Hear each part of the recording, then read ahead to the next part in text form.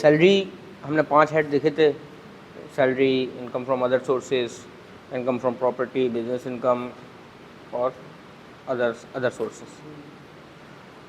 तो आज जो मैंने आपको तीन चैप्टर हम पहले पढ़ चुके हैं, 3 मैंने आपको आज भेजे थे, उसमें से जो उन 3 जो आज भेजे इसमें से 2 चैप्टर्स एम्प्लॉय शेयर स्कीम और सेकंड है टैक्स ऑन टैक्स।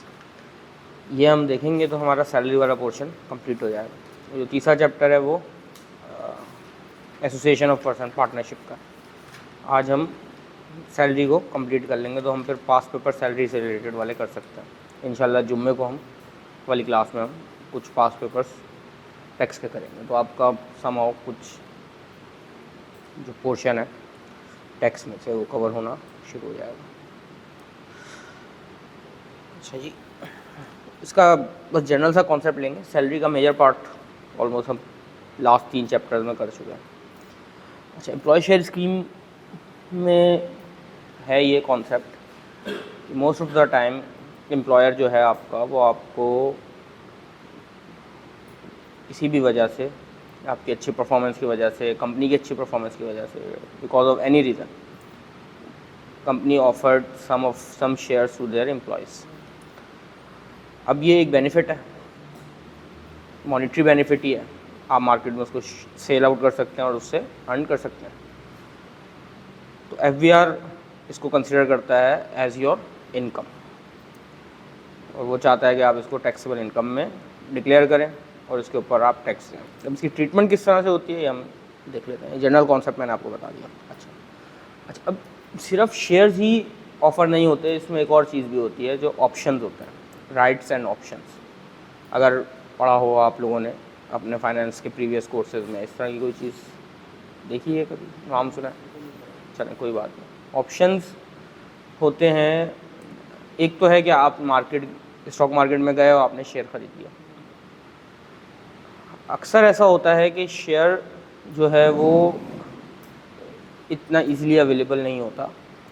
वो स्पेसिफिक शेयर होता है जो सिर्फ उन्हीं लोगों को ऑफ़र हो रहा होता है जिनके पास उसको ख़रीदने का ऑप्शन होता है। ऑप्शन एक सॉर्ट ऑफ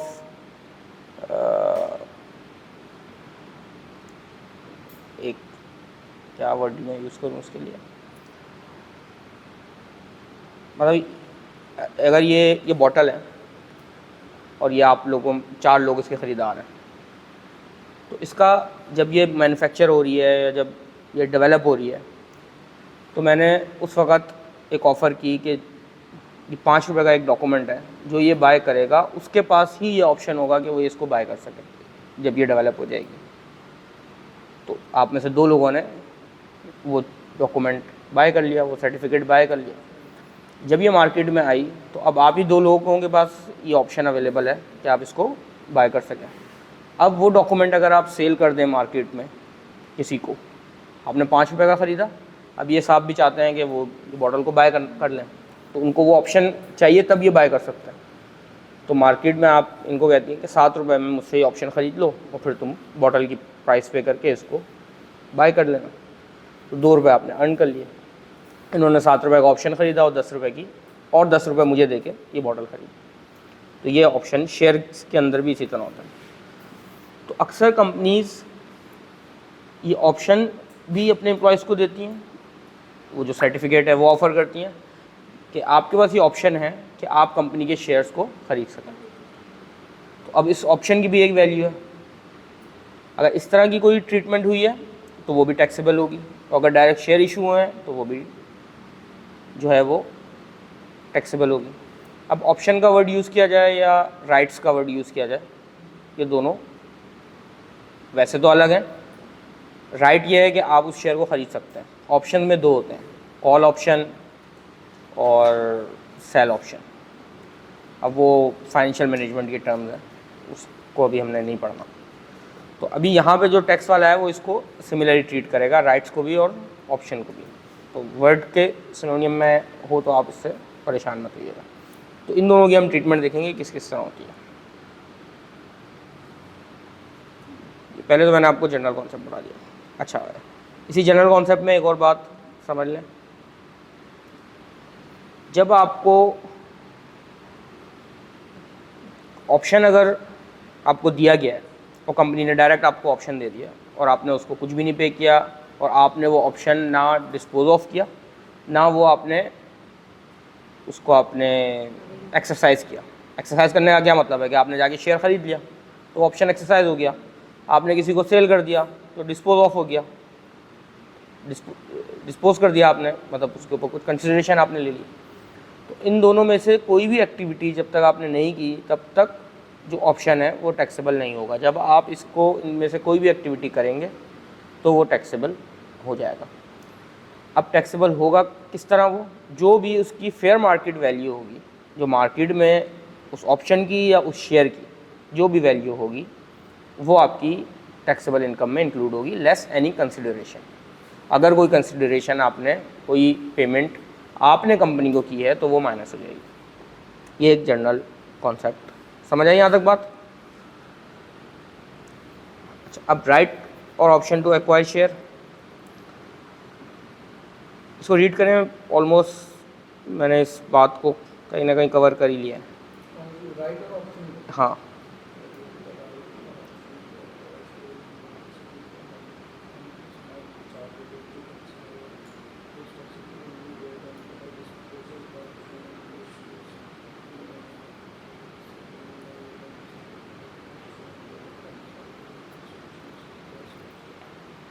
समझ आया? आप बताइए।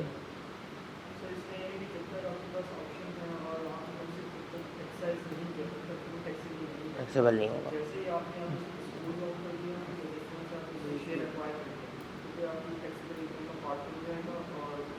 उसमें आपने लेस होगा। सब क्लियर है इसमें?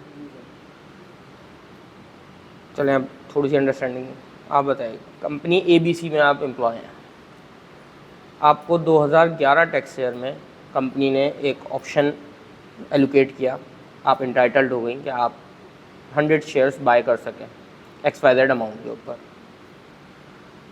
और आपने उसके, कंपनी ने आपको वो एलोकेट कर दिया, एंटाइटल हुई और आपको वो मिल गया वो ऑप्शन, आपको सर्टिफिकेट दे दी, आपने कोई पेमेंट नहीं की। आपने वो शेयर जो है 100 शेयर्स वो आपने टैक्स ईयर 2012 में ख़रीद लिए। एक जो अमाउंट कंपनी ने सेट की थी वो पे की और आपने वो शेयर्स ख़रीद लिए। तो अब ये जो ऑप्शन था ये कौन से टैक्स ईयर में टैक्सेबल होगा, 2011 में या 2012 में?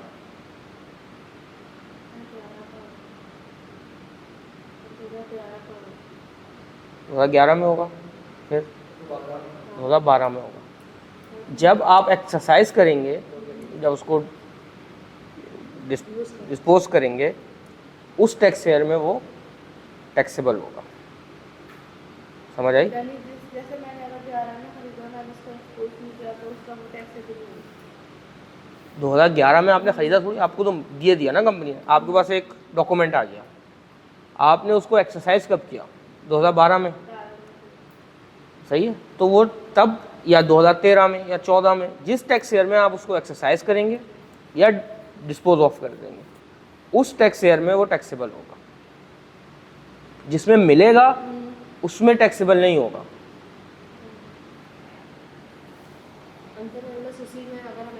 हाँ, अगर उसी में कर देंगे तो ऑब्वियसली उसी में हो जाएगा। अब इशू ऑफ शेयर्स, ये तो हमने राइट और ऑप्शन का कॉन्सेप्ट देख लिया। अब शेयर्स का देखेंगे।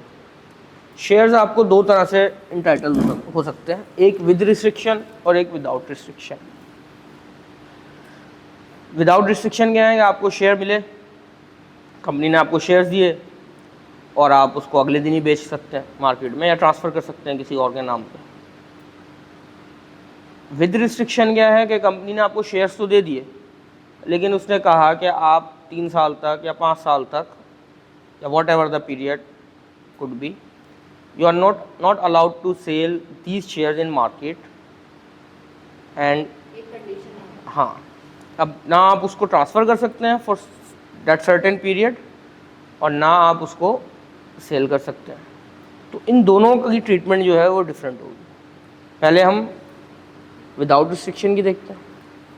विदाउट रिस्ट्रिक्शन तो सिंपल है। जैसे टैक्सेबल उसी साल हो जाएंगे जिस साल आपको मिलेंगे। नीचे वाले कॉलम में वो बता रहा है कि वो किस उसकी वैल्यू कैसे कंसिडर की जाएगी। अब शेयर्स हैं, मार्केट में शेयर चल रहा है 100 रुपये का, कंपनी ने आपको बोला कि आप क्योंकि एम्प्लॉय हैं तो आप 30 रुपये दें और ये शेयर आप हमसे ले लें। शेयर मार्केट वैल्यू कितनी है? 100 रुपीज़। आपने कितने दिए कंपनी को? 30 रुपये। तो fair market value less any consideration given 70 रुपये आपकी टैक्स लायबिलिटी हो जाएगी और टैक्सेबल इनकम हो जाएगी, उसमें ऐड होंगे। यानी कि विदाउट रिस्ट्रिक्शन तो सिंपल हो गया। और अगर इसके अंदर कोई ऑप्शन की प्राइस आपने पे की है तो वो भी लेस हो जाएगी। आपने ऑप्शन बाय करने के लिए 7 रुपये दिए थे, शेयर बाय करने के लिए 30 रुपये दिए,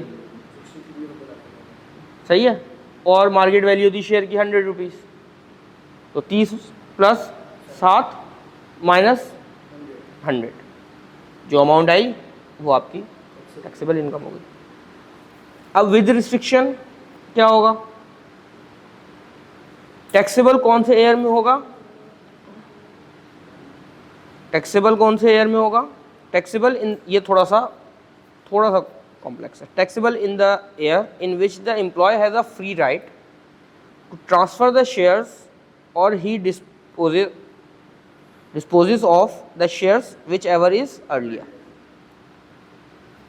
आपको शेयर्स उसने दिए 2011 में, उसने कहा 4 साल तक आप इसको नहीं इस्तेमाल कर सकते, तो वो 4 साल तक आपकी टैक्सेबल इनकम के अंदर नहीं जाएंगे।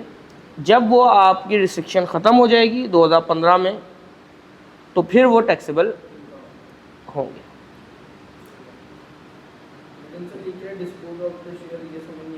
सेल कर देना ना, जब बेचोगे डिस्पोज ऑफ हाँ बेचना। हाँ। या अपने पास सफारी कर देना। अब अगर आपने जॉब छोड़ दी या आपने कंपनी को ही कहा कि आप ही इसको बाय बैक कर लें इस ऑप्शन को, तो ये तब भी डिस्पोज ऑफ हो गए। अगर तो आपने 2013 में कंपनी को ही कहा कि मुझे ये शेयर्स नहीं चाहिए, मैं ये राइट ही छोड़ रहा हूँ और इसको आप वापस बैक कर लें, तो 2013 में ही वो टैक्सेबल हो जाएंगे। और फिर 15 में होंगे। अब इसकी भी कैलकुलेशन क्या होगी?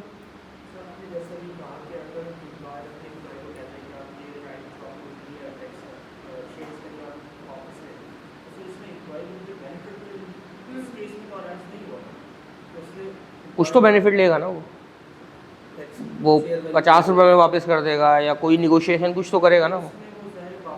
हाँ, अगर वो नहीं करेगा, अगर हायर ऑफ पे नहीं करेगा तो नीचे कैलकुलेशन में 0 आ जाएगा, खुद ही आ जाएगा, ऑटो 0 आ जाएगा, कोई बेनिफिट अराइज ही नहीं होगा, तो खत्म हो जाएगी बात। अब इसकी कैलकुलेशन कैसे करनी है? वही सेम है।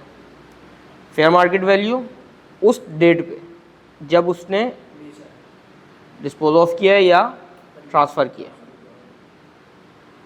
तो आपका जो है वो फेयर मार्केट वैल्यू से उस डेट पे, और कोई कंसिडरेशन दिए तो माइनस हो जाएगी। कंसिडरेशन वो वाली माइनस होगी जो आपने 5 साल पहले पेड की। हाँ, जो भी पैसे आपने दिए थे 5 साल बाद दिए या 5 साल पहले दिए, जो भी कंसिडरेशन आप, अब हो सकता है इस तरह की ट्रीटमेंट हो कि उसने आपको एलोकेट कर दी हो 5 साल पहले, कंसिडरेशन वो आपसे उसी वक्त दे रहा हो जब वो रिस्ट्रिक्शन ख़त्म हो रही हो। अच्छा, ऐसे ये एक जनरल क्वेश्चन है कि वो रिस्ट्रिक्शन लगाएगा क्यों? जब वो शेयर दे ही रहा है, उसका कैश फ्लो पे तो कोई इम्पैक्ट नहीं आ रहा शेयर देने से, आ रहा है कि नहीं आ रहा?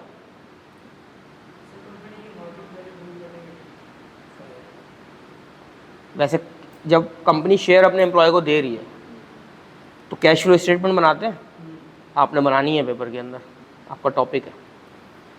तो ये नॉन कैश एक्टिविटी है या कैश बेस्ड एक्टिविटी है? Non cash. कैश पे, कैश फंड्स के ऊपर कंपनी के कोई इम्पैक्ट नहीं आ रहा, कैश फ्लो उसका वो सेम ही है।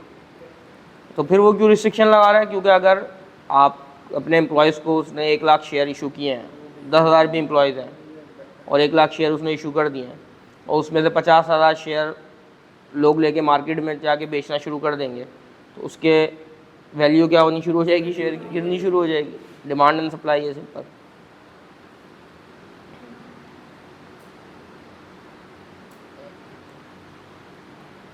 और जब उसने शेयर इशू किया तो क्या हुआ, उसकी बैलेंस शीट में क्या इम्पैक्ट पड़ा, कैपिटल रेज हो गया, उसका बढ़ गया। ये भी तो होता है शेयर देन जो आपने केस बताया कि कंपनी अपनी एम्प्लॉइज को खरीदो। हाँ एक शेयर तो जो पब्लिकली सबके लिए होता है, हाँ आप भी खरीदो आप भी खरीदो। हाँ, वो तो उसमें फिर क्या फिर उसमें आ रहा है? उसमें तो कोई बेनिफिट, उसमें एम्प्लॉय का तो कोई ये इम्पैक्ट सब नहीं है। सैलरी का हम पढ़ रहे हैं हाँ। बेसिकली कि सैलरीड इनकम हाँ। ये बेसिकली एम्प्लॉयर्स के लिए है। सैलरी का कॉन्सेप्ट, सैलरी का टॉपिक पढ़ रहे हैं ना, वो तो other वो तो में आएगा। वो, other income हाँ में वो अदर इनकम में आएगा। अच्छा, ये मार्केट वैल्यू किस तरह आपने निकालनी है उसको उसने एक्सप्लेन किया हुआ है, सिंपल कॉन्सेप्ट, आप रीड करेंगे आपको समझ आ जाएगा। जो भी उस दिन का जो टाइमिंग हमने पढ़ी है, उस दिन का जो क्लोजिंग प्राइस होगा स्टॉक मार्केट का, वो उसकी मार्केट वैल्यू होगी। अनलिस्टेड कंपनी, अनलिस्टेड का तो आपको स्टॉक मार्केट से नहीं मिलेगा क्योंकि वो वहाँ पे अवेलेबल ही नहीं होगा। कंपनीज के शेयर्स होते हैं, हाँ, कैसे शेयर होते हैं, मतलब वो मतलब वो अनलिस्टेड कंपनी के ऐसे शेयर मतलब लोकली डिस्ट्रीब्यूटेड होते हैं, पार्टनर्स के बीच में हुए हुए होंगे, एम्प्लॉयज में। लोकल मार्केट में होंगे, मतलब 100-200 लोगों के पास होंगे, 300 लोगों के पास होंगे। शेयर तो सिंपल है ना कि आप किसी भी कंपनी के अंदर ऑनरशिप में आप उसके पार्टिसिपेट कर रहे हो। अब प्राइवेट लिमिटेड कंपनी का भी तो शेयर हो सकता है, एक डायरेक्टर है, उसके बाद 10% इक्विटी होल्ड कर रहा है वो, और वो उसको सेल भी कर सकता है उस इक्विटी को, जो भी उसकी कंप्लायंस की रिक्वायरमेंट है उसको फुलफ़िल करते हुए। और एक प्राइवेट लिमिटेड कंपनी है, उसके 10 एम्प्लॉयज़ हैं, 20 एम्प्लॉयज़ हैं, उनको वो शेयर इशू कर सकता है, पार्टनरशिप इशू कर सकता है। वो क्लोजिंग टाइम वगैरह तो होते नहीं। वो उसने बताया ना, फॉर्मूला नीचे लिखा है ना, paid up capital plus reserve divided by number of shares. उसके लास्ट ईयर के फाइनेंशियल्स होंगे ना, ऑडिटेड, प्राइवेट लिमिटेड कंपनी भी हो या अनलिस्टेड कंपनी भी हो, उसने ऑडिट तो कराया होगा, एसएससीपी की रिक्वायरमेंट है, एफबीआर की भी रिक्वायरमेंट है, और एफबीआर को अटैच करना होता है, मेन रिक्वायरमेंट एसएससीपी की है। Paid up capital plus reserve, वहाँ से आप उसकी बैलेंस शीट में से निकालेंगे, नंबर ऑफ शेयर्स के साथ डिवाइड करेंगे तो उसकी मार्केट वैल्यू आ जाएगी। रिजर्व सबको पता है यहाँ पे,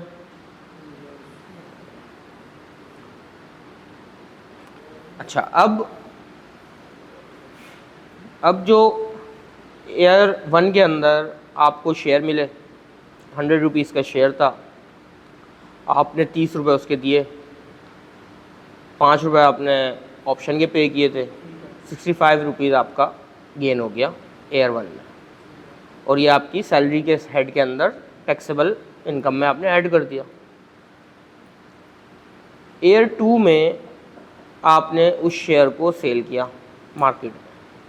ईयर 1 में आपको मिला था शेयर, ये समझिएगा, ईयर 1 में आपको कंपनी ने शेयर एंटाइटल किए, इशू किए, 100 रुपीज़ का उस वक़्त मार्केट वैल्यू थी। ईयर 1 में जिस दिन आपने उसको, ईयर 1 में जिस दिन आपको इशू हुआ उस दिन मार्केट वैल्यू 100 रुपीज़ थी, 30 रुपये आपने दे दिए जेब से, 5 रुपये ऑप्शन के पैसे थे, 65 रुपीज़ आपने ईयर 1 की अपनी सैलरी इनकम के अंदर ऐड कर दिया सैलरी के अंदर।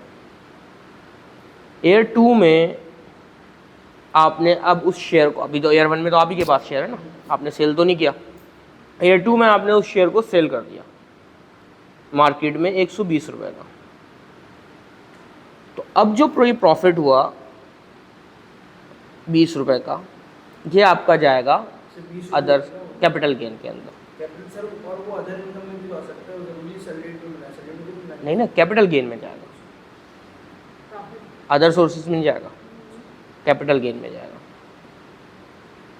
ठीक है, अभी कैपिटल गेन का टॉपिक नहीं पढ़ा आपने, तो अदर सोर्सेज भी आपने कहा तो मैं उसको गलत कंसिडर नहीं करूँगा, क्योंकि आपको ना अदर सोर्सेज का टॉपिक पढ़ा है ना कैपिटल गेन का टॉपिक पढ़ा है। तो ये आपने सही आइडेंटिफाई किया कि वो सैलरी के हेड में नहीं जाएगा, किसी दूसरे हेड में जाएगा। यहाँ उसने बताया कि वो कैपिटल गेन में जाएगा। क्यों जाएगा ये हम कैपिटल गेन में देखेंगे, कैलकुलेशन भी उसने उसकी बता दी।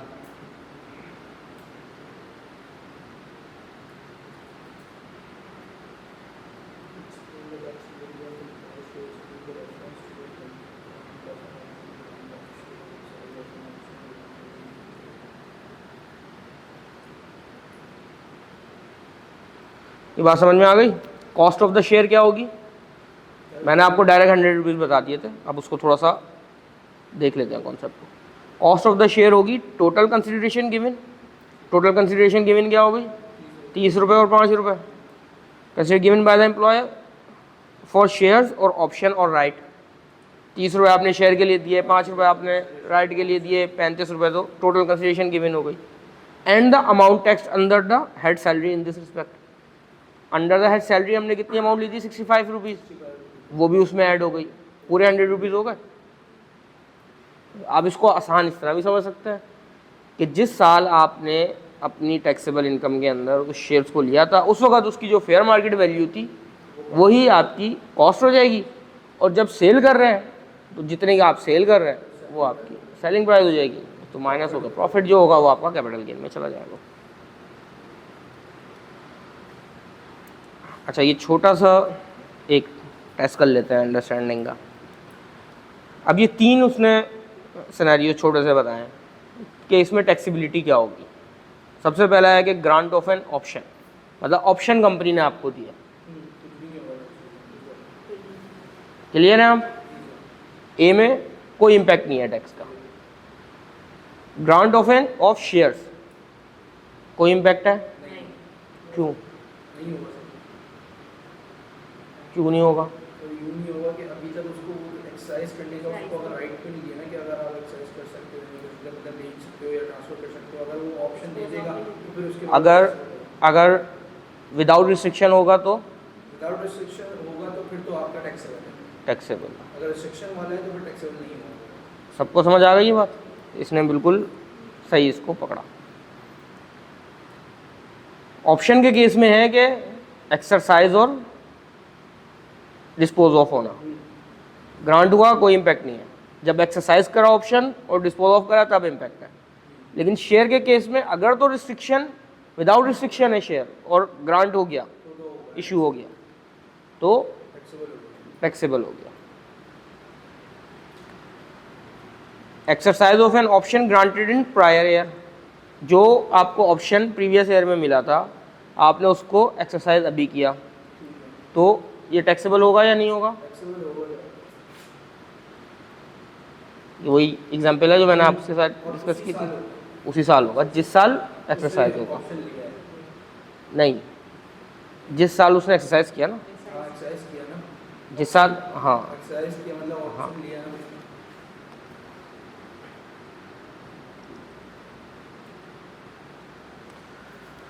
अच्छा, ये छोटा सा डिफरेंस बताया हुआ है बोनस शेयर और एम्प्लॉय शेयर स्कीम का। बोनस शेयर्स आप उन लोगों को मिलते हैं जिनके पास ऑलरेडी शेयर्स होते हैं और उनको कंपनी एक बेनिफिट देती है और उसमें बोनस डिविडेंड की जगह बोनस शेयर इशू कर देती है। और एम्प्लॉय शेयर स्कीम तो हमने पढ़ ही लिया। बोनस शेयर्स पे भी जो गेन होगा और जो एम्प्लॉय शेयर स्कीम में इंटाइटल शेयर्स के ऊपर भी जो गेन होगा, वो दोनों कहाँ जाएगा?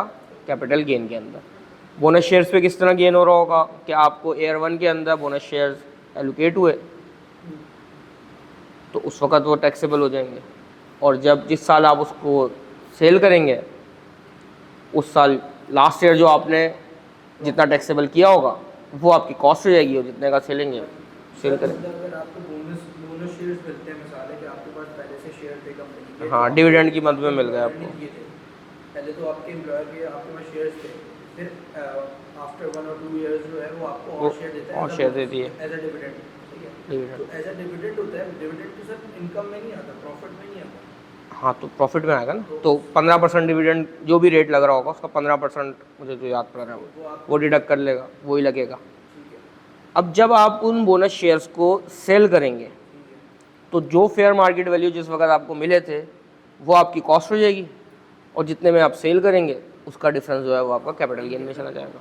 लेकिन उस वक्त आपकी कॉस्ट पे, मतलब जिस वक्त आपको बोनस शेयर मिले उस वक्त तो वो टैक्सेबल नहीं होंगे ना, उसी ईयर जो है वो अगर उस वक्त डिविडेंड की मद में होंगे ना, सैलरी के अंदर नहीं होंगे। सैलरी वाले को तो बोनस शेयर मिलेंगे ही नहीं।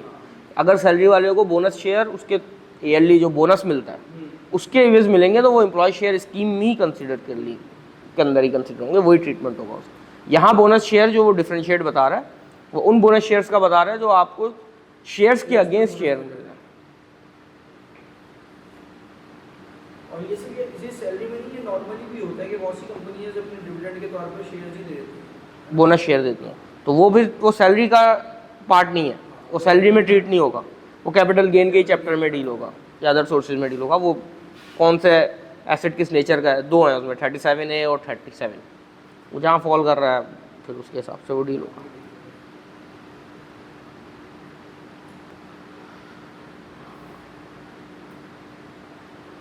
क्वेश्चन डिस्कस करने की ज़रूरत है या आगे बढ़े? टाइम थोड़ा सा पढ़ें।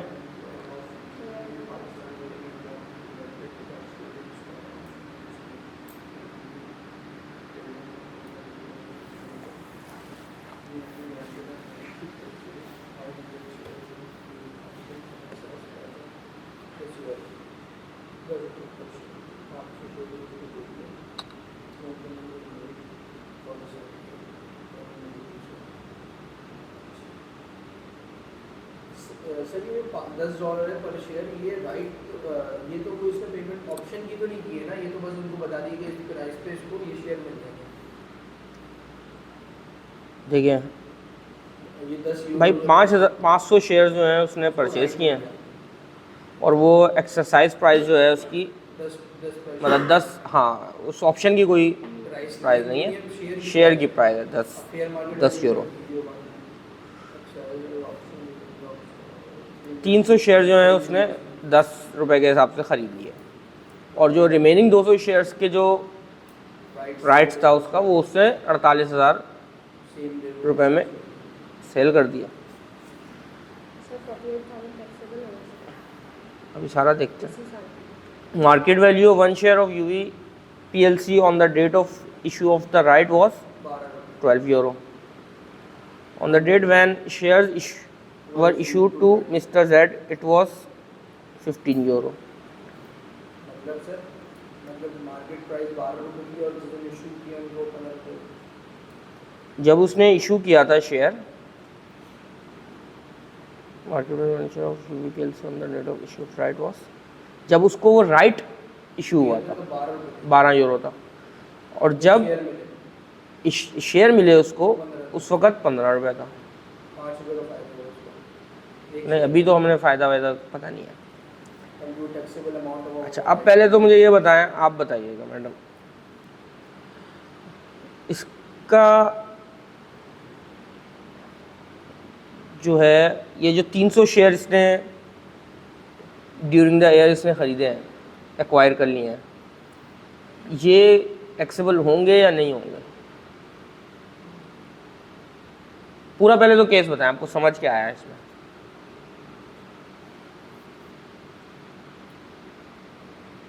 इस क्वेश्चन में क्या समझ लगी आपको, हो क्या रहा है, आप बता दें।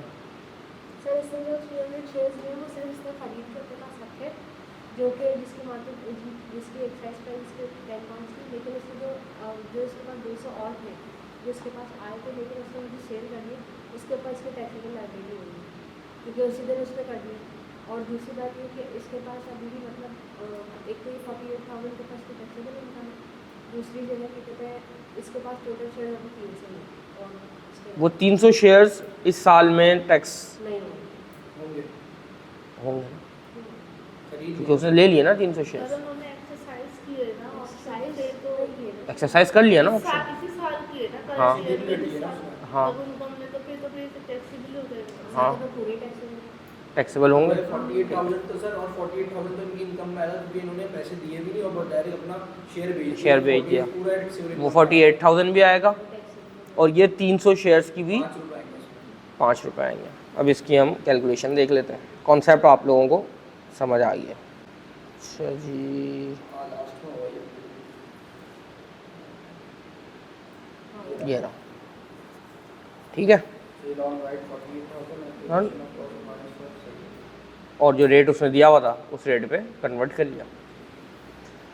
सर ये नीचे रहेगा सर, सर, एक क्वेश्चन है। वाला क्वेश्चन रहेगा जी ये चैप्टर हो गया कंप्लीट। अच्छा हो गया पूरा। सर। आप क्वेश्चन इसने 15 माइनस 10 पाउंड थे जो 15 रेट पे था, उसकी मार्केट वैल्यू जो थी जब उसने शेयर्स को, जब उसको ऑप्शन मिला उस वक्त थी मार्केट वैल्यू 12 यूरो, और जब उसने उस ऑप्शन को एक्सरसाइज किया और शेयर्स को एक्वायर किया, उन 300 शेयर्स को एक्वायर किया, उस वक्त मार्केट वैल्यू थी 15 रुपये। तो 5 रुपये का भी। सही है, तो 15 रुपये तो क्या हो गई उसकी फेयर मार्केट वैल्यू। सही है, और कंसिडरेशन उसने कितनी दी इनको, 10 रुपये पर शेयर दी। तो 10 रुपये तो उसकी consideration minus fair market value है, तो कंसिडरेशन 10 रुपये, 15 रुपये फेयर मार्केट वैल्यू, 5 रुपये का उसको प्रॉफिट होगा। इनकम पे ही लेते हैं टैक्स, तो आपकी इनकम पे ही लगता है, बेसिकली वही चीज़ है, बस इसके मतलब नाम दूसरे रखे हैं। ये बात तो, अब ये अमाउंट इसकी टोटल होके कहाँ चली जाएगी, सैलरी की अंदर, और फिर हम स्लैब लगाएंगे और टैक्स कैलकुलेट कर लेंगे। सर सवाल ये करना था जो है ना, अब ये तो मतलब कि ये सारे चैप्टर मिला के एक क्वेश्चन बनेगा।